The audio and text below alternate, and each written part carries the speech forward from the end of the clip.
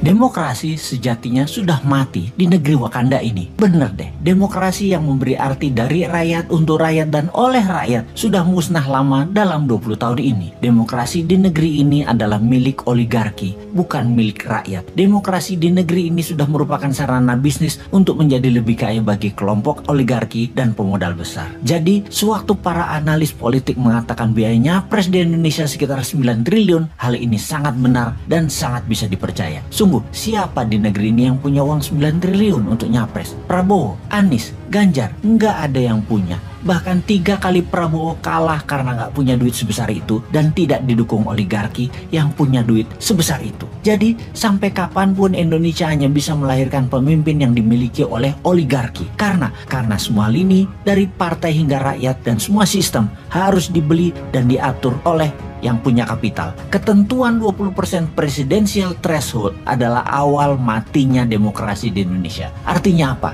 Untuk mencapai ketentuan 20% saja harus merangkul partai lain, dan untuk merangkul ini tidak cuma-cuma, harus bayar mahar. Setelah dapat threshold 20%, apakah sudah cukup? Ya, hanya cukup untuk mendaftar ke KPU saja. Perjalanan masih panjang fulus keluar setelah mendaftar dari KPU tersebut. Kita hitung berapa biaya itu. Bervariasi di partai kelas menengah dan atas, paling murah 1 triliun. Di kelas menengah partai minta antara 400 sampai 500 miliar. Plus ada tambahan beberapa kursi kementerian dan jabatan berpotensi menghasil cuan lain yang mereka minta. Bisa dibayangkan dari mana calon capres untuk bisa membiayai mahar partai kalau tidak mencari pemodal. Di sini, Indonesia akan selamanya dikungkung oleh oligarki jika ketentuan presidensial threshold tidak 0%. Dengan ketentuan 0%, siapapun bisa maju tanpa harus tergantung dukungan partai. Dan ini bukan yang dimaui politikus yang menunggu bayaran oligarki. Setelah mempunyai perahu partai, maka tugas penting berikutnya adalah mengamankan suara.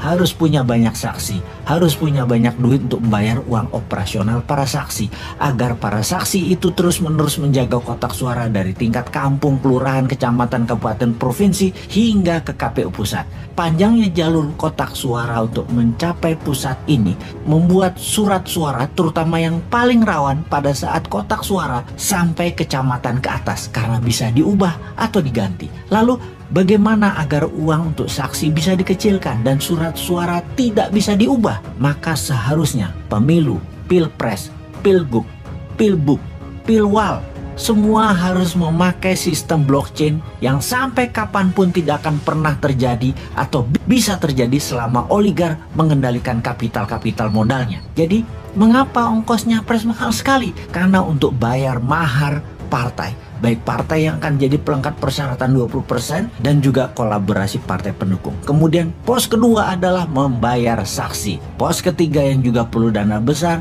yaitu untuk sosialisasi dan memframing, seperti membayar pengamat untuk menggiring opini, membayar lembaga survei, membayar iklan terutama iklan TV, membayar konsultan politik, membayar buzzer, mencetak kaos, dan berbagai atribut, baliho, bendera, dan lain sebagainya, serta biaya-biaya posko. Di pos berikutnya yang perlu dana besar untuk membeli suara rakyat adalah di pedesaan, satu suara itu sekitar 30-100 ribu rupiah per kepala, dan ini ada bandarnya. Biasanya sang bandar akan menghitung suara di mana yang bisa dan mudah serta murah untuk mereka beli.